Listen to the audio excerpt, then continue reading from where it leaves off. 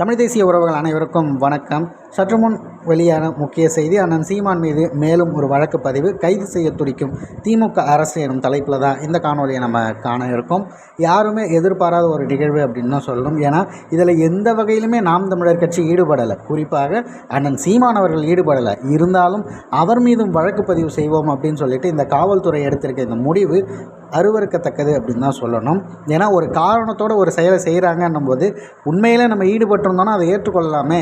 எதற்கு சம்மந்தமே இல்லாமல் நம்மளை பிடிச்சி உள்ளே இழுக்கணும் அப்படிங்கிற ஒரு எண்ணம் நம்ம எல்லாருக்குள்ளேயும் வரும்ல, அந்த வேலையை தான் பார்த்துருக்காங்க அப்படின்னு நான் சொல்கிறேன். நாம் தமிழர் கட்சியை அண்ணன் சீமான் அவர்கள் வீடை முற்றுகையிடுவதாக 32 இயக்கங்கள், திருமுருகன் காந்தி தலைமையில் 32 இயக்கங்கள் முற்றுகையிட போகிறோன்னு சொல்லிட்டு ஒரு வார காலமாக இந்த நோட்டீஸ் கொடுக்கறது, விளம்பரங்கள் கொடுப்பது, பல வேலையை பார்க்கும்போது நாம் தமிழர் கட்சியுடைய தொண்டர்கள் அண்ணன் சீமான் அவர்கள் வீட்டுக்கு வருவதுங்கிறது இயல்பு. அதுவும் அந்த ப்ரெஸ் மீட்லேயே சீமான் அவர்கள் தெளிவாக சொல்லிட்டாரு, நான் யாரையும் வர சொல்லவே இல்லை, நான் வர சொல்லியிருந்தேன் இங்கே என்ன ஆகிருக்கோ, அந்த பேருந்துகள்லாம் போகிற அளவுக்கு இருக்குமா, எந்த அளவுக்கு கூட்டம் வந்திருக்கும் அப்படிங்கிற மாதிரி அவர் பேசியிருந்தார். அப்படியெல்லாம் நான் எதுவும் பண்ணாமல் நான் அமைதியாக பொறுத்து போய்கிட்டு இருக்கேன். அப்படி இருந்தும் கூட இவர்கள் இதே மாதிரி தொடர்ச்சியாக ஏதாவது ஒரு நெருக்கடி கொடுக்கணும் பண்ணுறாங்க. இப்போ சீமான் அவர்கள் மீது தொடர்ந்து இந்த வழக்கு பதிவு செய்வதன் மூலமாக அவர் எந்த ஒரு கூட்டத்தையும் அட்டன் பண்ண முடியாது, மக்கள் பிரச்சனை எதையும் கலந்து கொள்ளக்கூடாதுங்கிறதுக்காகவே இந்த வேலைகளை அவங்க பார்த்துட்ருக்காங்கிறத நம்மளால் புரிஞ்சிக்க முடியுது.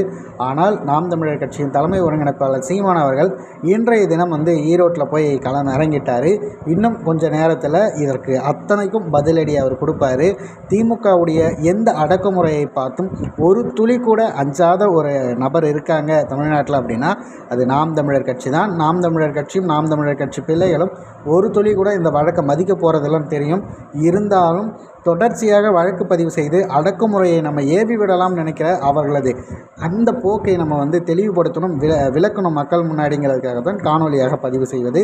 இந்த வழக்கு பதிவு குறித்து உங்களது பார்வையில் பின்னோட்டத்தில் பதிவிட்டுடுங்க.